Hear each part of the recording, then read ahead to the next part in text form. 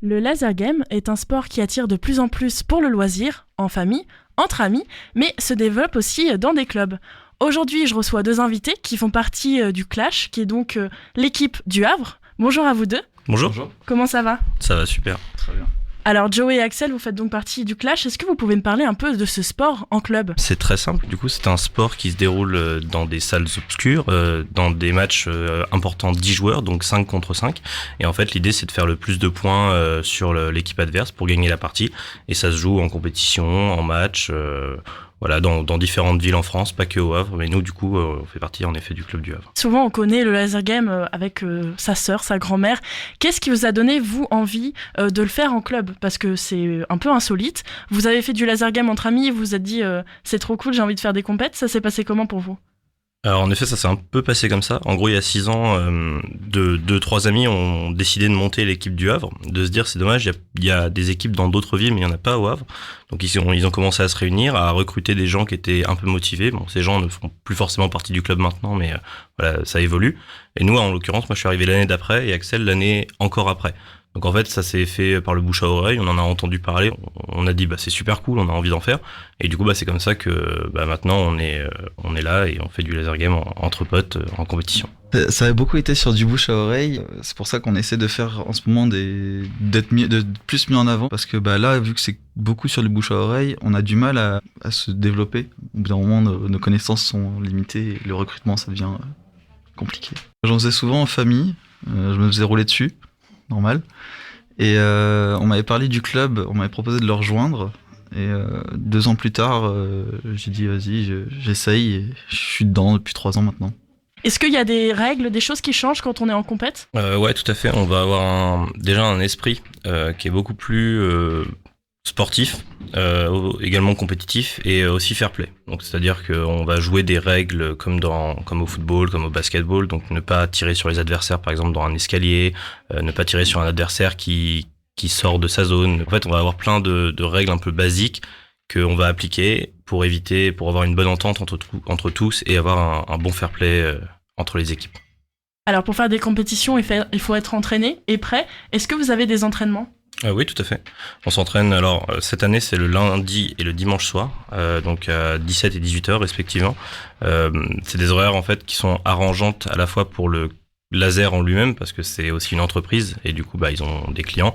Du coup nous on joue sur en fait des heures où il y a le moins de clients dans la semaine, et y compris le lundi là où le laser est carrément même fermé. On utilise le matériel du laser qu'ils possèdent, donc les gilets, ils ont une 30aine de gilets, donc on peut utiliser les gilets comme on veut. Et il y a aussi une relation de confiance en fait qui est installée avec le gérant du laser actuellement.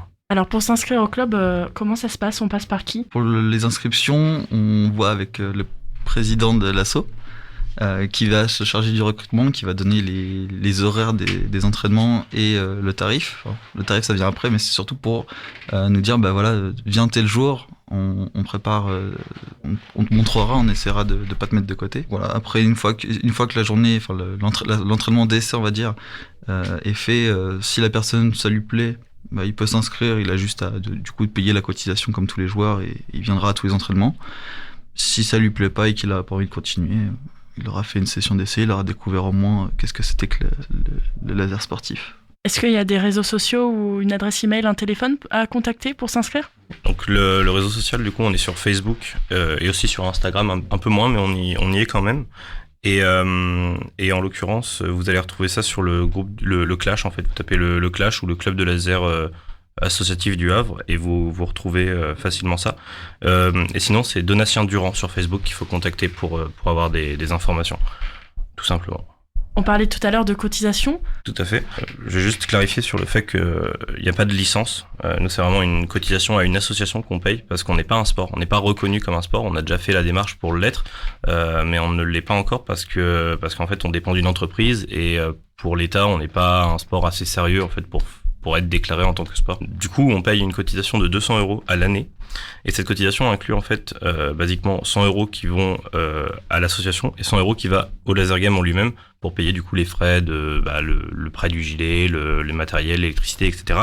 Et les 100 € du coup qui sont à l'association également, dans ces 100 € là, il y a tous les déplacements en compétition. Comme ça, il n'y a rien à avancer dans l'année.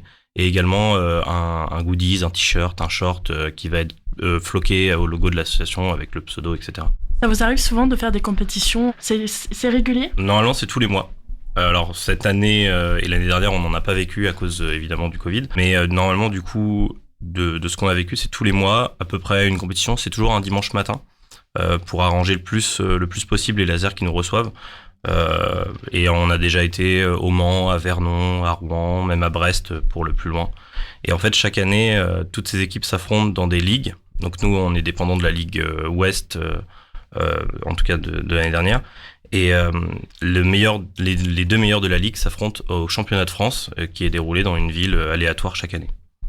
En parlant du Covid, justement, malheureusement, il faut en parler. Est-ce qu'il y a besoin d'un pass sanitaire pour pratiquer ce sport? Pas actuellement, donc là, au mois de septembre, pas encore, mais il me semble qu'il va être demandé prochainement pour tout le monde.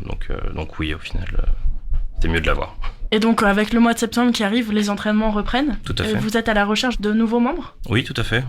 Les recrutements sont toujours un peu ouverts, en fait. Dès que quelqu'un est intéressé, on le prend pour une période d'essai, comme l'a dit mon ami tout à l'heure. C'est surtout bonne ambiance et très convivial, le laser game. Venez au moins essayer. C'est vraiment une bonne ambiance, des bons copains. Nous, maintenant, ça fait 5 ans qu'on se connaît. On est tous potes, entre guillemets. C'est vraiment un super esprit, un bon esprit associatif. C'est pas dans toutes les associations qu'on voit ça. Et voilà, moi j'aime beaucoup pour ça, pour justement cet esprit très à la fois combatif et amical qu'on peut retrouver dans cet asso. Merci à vous deux. À bientôt. À bientôt.